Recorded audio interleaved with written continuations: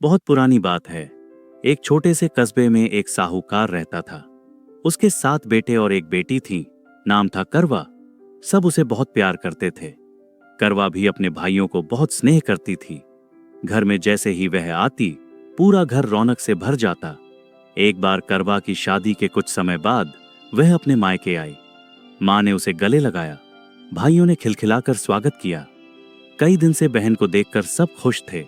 शाम को जब भाई अपना व्यापार बंद करके लौटे तो देखा बहन कुछ उदास सी बैठी है, चेहरे पर थकान और आंखों में बेचैनी। भाई बोले, अरे करवा, क्या हुआ? चलो सब साथ बैठकर भोजन करते हैं। करवा ने मुस्कुराने की कोशिश की और बोली, भैया आज मैं खाना नहीं खा सकती। आज करवा चौथ का व्रत है। जब तक चांद नहीं निकलता मैं जल तक नहीं पी सकती।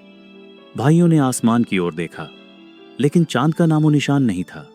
रात गहराती जा रही थी और करवा की हालत बिगड़ती जा रही थी।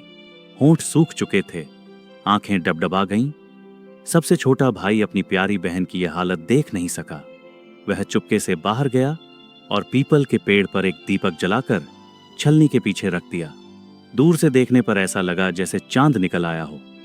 वह दौड़ता हुआ बहन के पास आया और बोला, दीदी देखो, चांद निकल आया। करवा ने आंगन में आकर ऊपर देखा, उजाला फैला था। उसे लगा सच में चांद निकल आया है। वह तुरंत अर्घ्य देती है, प्रणाम करती है और भोजन करने बैठ जाती है।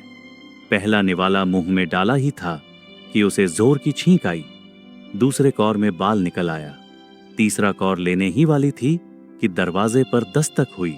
उसके पति की मृत्यु का समाचार मिला। करवा का दिल जैसे पत्थर बन गया।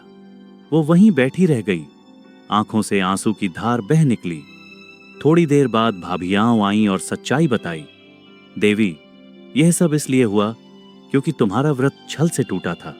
देवता नाराज हो गए हैं। करवा ने निर्णय लिया, मैं अपने पति का अंतिम संस्कार नहीं होने दूंगी। मैं अपने सतीत्व और श्रद्धा से उन्हें वापस जीवित कराऊंगी। और फिर वह पूरे 1 साल तक अपने पति के शव के पास बैठी रही। ना घर लौटी, ना व्रत तोड़ा। वह हर दिन भगवान से प्रार्थना करती रही और पति के शरीर के पास उगने वाली बारीक सुई जैसी घास को एकत्र करती गई। 1 वर्ष बीत गया। फिर वही दिन आया, करवा चौथ का दिन। घर की सभी भाभियां व्रत रख रही थीं। सब आशीर्वाद लेने आईं। करवा बोली, भाभी यम सुई ले लो, पिया सुई दे दो, मुझे भी अपनी जैसी सुहागिन बना दो। लेकिन हर भाभी बोली, अगली भाभी से कहना। जब छठी भाभी आई उसने कहा,